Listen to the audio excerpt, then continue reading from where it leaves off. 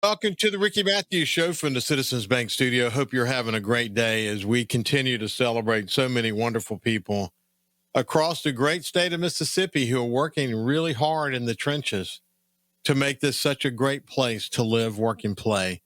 Hey, it's August the 4th, and it's my birthday. Today is my birthday, and I turned 34 years old today. Actually, I didn't turn 34 today. I turned double that. I turned 68 years old today. In my heart and in my body, I don't feel 68 years old. I'm lucky to be able to say that. But with 68 comes some wisdom. And, I've got a long history here in coastal Mississippi, and I'm really privileged. I'm honored to in this time of my life in retirement to have an opportunity to do a show on SuperTalk. I'm thrilled to be a part of the SuperTalk family.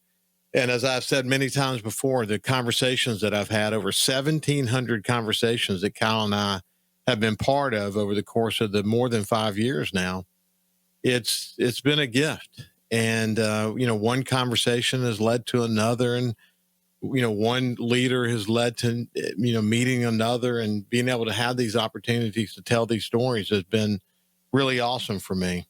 And the other is really, to be quite honest with you, as we approach the 20th anniversary of Hurricane Katrina, and the fact that I've had a long history of volunteerism in coastal Mississippi, playing leadership roles.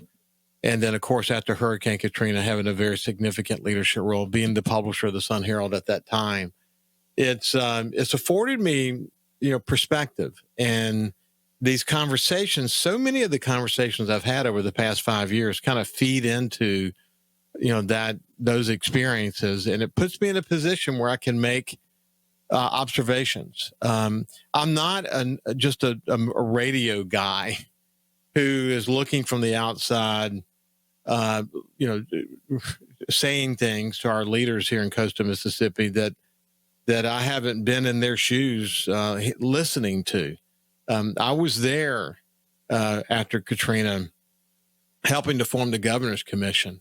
I was there helping to form the Business Council. I was there helping to form the Night Nonprofit Center. And again, the list goes on and on. So in so many respects, while we have a crop of new leaders that are coming on board, new CEOs and others that are playing really important roles in this community, I have been engaged and active for so long, and I have such tremendous relationships with a number of CEOs who have been here for a number of years. And so when I make observations about what I think we should do as a region, I do that with some wisdom and some having done my homework and having updated my point of view over the years through, what the current opportunities are, what the current threats are, and so on.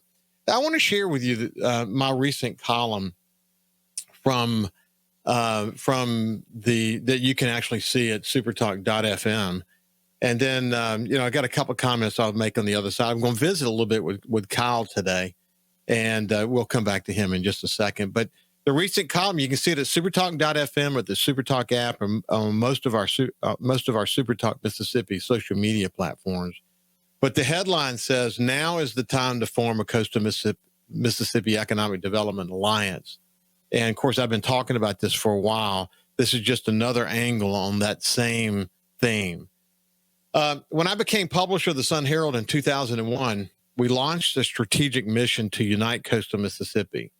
We expanded distribution, opened a Pascagoula news office, and worked to help shape a shared regional identity. Historically, territorial silos had stifled our progress. A challenge our leaders had grappled with for decades. I was determined to play my role to help change that. It would take time, but my team was committed to the long haul, and we started to put all these things in place. Then Hurricane Katrina struck in 2005, and more than any event in our history, that disaster, the worst natural disaster in American history, demanded a unified response. From tragedy rose unity. The Sunday after the storm, at a Sun Herald meeting with Governor Barber, mayors, and private sector leaders, we agreed that the recovery effort would require regional collaboration. The Governor's Commission on Recovery, Rebuilding, and Renewal was born. And this is all detailed in Barbara's book, America's Great Storm Leading Through Hurricane Katrina. Katrina sparked transformative collaboration. We dreamed big, we worked together, and we rebuilt. I'll never forget how hard we worked, and I've never been more prouder than in that moment of unity. But incidentally, Barbara's book is a must-read for any serious coastal Mississippi leader. We must never forget the clarion call for regionalism. Yet 20 years later, as Katrina's scars fade and new leaders emerge, complacency and territorial silos have crept back. Meanwhile, the global economy is shifting rapidly, creating massive opportunities for our region. Plain and simple, we're missing some of those opportunities. While other regions of Mississippi and beyond land transformative projects, coastal Mississippi lags. The Gulf Coast Business Council, formed directly from the Governor's Commission, drove major wins like the Coastal Mississippi Tourism Organization, the Knight Nonprofit Center, and more. We fought for the BP money after the Deepwater Horizon oil spill, a potentially transformative fund competing regions lag. Yet, territorialism and politics have infiltrated its management, squandering this historic opportunity, so much so that state leaders actually hit the pause button. It's time to think big. At a recent Business Council and Gulf Coast Restoration Fund Advisory Board, now that's the board overseeing the BP money. So at a recent meeting, it sparked hope that leaders feel the urgency. Long Beach Mayor, newly elected, and someone I know extremely well, Tim Pierce, hit the nail on the head. We're not acting as one coast. Every team fights for its piece. We need to focus on what lifts everyone. Applause quickly followed Pierce's comment, and I joined them. I wasn't at the meeting, but I joined them in the applause of Tim's comment. Mississippi's number 3 national ranking for onshoring jobs in 2025 per the Reshoring Initiative signals opportunity. North Mississippi, they landed a $2.5 billion aluminum plant that shows what's possible. But coastal Mississippi's modest wins are not connected to the onshoring surge. Our economic teams are strong, but fragmented efforts limit the impact. To seize the moment, we need a Coastal Mississippi Economic Development Alliance led by the Gulf Coast Business Council, at least its formation led by the council, and uniting businesses, local leaders, Mississippi Gulf Coast Community College, University of Southern Mississippi, William Carey College, our ports, and economic development organizations in Jackson, Hancock, and Harrison County, and potentially the 6 coast counties, as I have urged us to consider before. Our infrastructure is a manufacturer's dream. The Port of Gulfport, the nationally ranked Port of Pascagoula, CSX, and Kansas City Southern rail lines, highways connecting Atlanta, Dallas, and Miami. We must promote these assets globally, tap the Gulf Coast Restoration Funds to build the alliance and manufacturing infrastructure, streamline permitting to land deals fast, and market coastal Mississippi as one powerful region. Every win should be celebrated, press conferences, trade shows, national campaigns to attract jobs and the talent to fill those jobs. We can do this if we act with urgency. New storms are gathering. AI's rapid disruption, advancements in automation, supply chain shifts threaten our core industries like gaming, shipbuilding, and tourism, which cannot drive future job growth alone. We must diversify our economy into advanced manufacturing, aerospace and defense, biotechnology, logistics technology, and AI-driven robotics to counter the job losses and fuel prosperity. Since Hurricane Katrina, coastal Mississippi has been the star of its own story, a vibrant tale of resilience, culture, and resurgence. But the script is not finished. New challenges loom. Will our story be a triumph of booming, resilient communities embracing AI transformation and sustainable growth? Or will the silos and timid leadership and status quo thinking hold us back? As leaders, let's keep our visions sharp, dream boldly, and form a coastal Mississippi Economic Development Alliance. The cameras are rolling. Let's shape a finale that inspires the world. I often recall Barber's words from his speech at the special legislative session following Hurricane Katrina when he deeply inspired me. What are our kids and our kids' kids going to say of us? Well, they say we got it. The question still resonates. Let's answer it with action. So that's my column, and it goes along with the other 3 that I've written, now 4 on this subject. When we come back on the other side, we're going to visit shortly with my friend Cal, and then we're going to be joined by Kathy Springer from the United Way of South Mississippi. We'll see you after this. Welcome back to the Ricky Matthews Show. Like I said, we're going to be visiting with the CEO of the United Way of South Mississippi here shortly, but I want to come over to Cal for just a second. You know, Cal, one of the interesting things, you get the opportunity to hear a lot of the offline conversations that are happening. And what's interesting, whether we're talking with statewide leaders, local legislators, the business community, leaders of the nonprofit community, whoever we're talking to, I've had a terrific visit with Richard Cross on his show last week, and we talked about this subject. There are very few people pushing back on the need for regional collaboration on big economic development projects. Very few people pushing back on that. But what we're hearing, and you've heard this too, that the pushers aren't pushing hard enough. And we may have a few CEOs who don't have a big enough footprint, who don't necessarily see what is possible. But there's a constant theme that we need to come together as a region. And I think we're just kind of waiting for someone to kind of take the bull by the horn and move forward. But I haven't heard a single person say that this is a bad idea. Have you? No, not at all. I haven't heard anything to that nature. I think it's still a case of kind of like what you were saying. The ones that are pushing not hard enough. It almost seems like they might be pushing just enough to say they're pushing.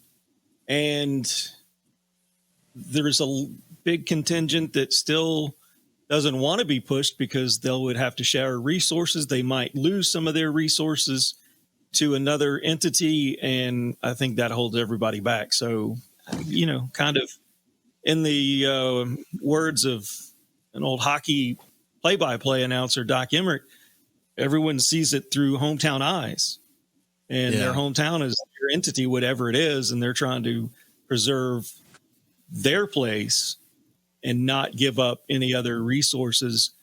It might get more expensive to keep those resources. And that's really kind of what we need. We need competition to be able to give everyone an opportunity to make more money, to have a better life, and to really enjoy what the coast has to offer in their off time. Well, listen, I believe, and I'm very aware of the history. I've written about it extensively. And I start this effort that we did at the Sun Herald in 2001 as a reminder to people that I've been at that table for a long time thinking about these things. But I don't think you replace the economic development organizations that are out there now. You're just forming something new that they can be part of. I mean, more recently, if you look at the big 4-county effort up in the Oxford area surrounding Oxford, Ryan Miller, the CEO of the Oxford Lafayette County Economic Development Foundation, was on the show. And, they have now formed an organization that's been approved by the legislature. It doesn't replace their county efforts, but what it does is it creates this new alliance that's been now solidified by law. And here's the way he says it. And this is exactly what I think we need here, but he says it beautifully. He said, as a group, we will be able to focus energy, attention, and resources toward common goals of recruiting large-scale projects that make more sense in a regional context than they do in our individual capacity. He noted that many large projects draw from a labor shed beyond a single city or county, making regional cooperation critical. See, my point is that we should come together on the big stuff. And we've got to get way more proactive. The way it works now is that people kind of, the way they're structured, they kind of take care of their counties. Now, they'll say they come together when they need to, but I'm not asking them to come together when they need to. I'm asking them to buy into a very proactive point of view that says we need to now, that there's a gathering storm of AI and onshoring and other regions that are getting their act together. And if we don't get our act together as a region, when you think about these killer assets we had to promote, we're going to miss opportunities. 78,000 jobs in government and gaming and direct and indirect jobs. We're not going to grow our job base from existing industries. We've got to diversify our economy, and that's my point.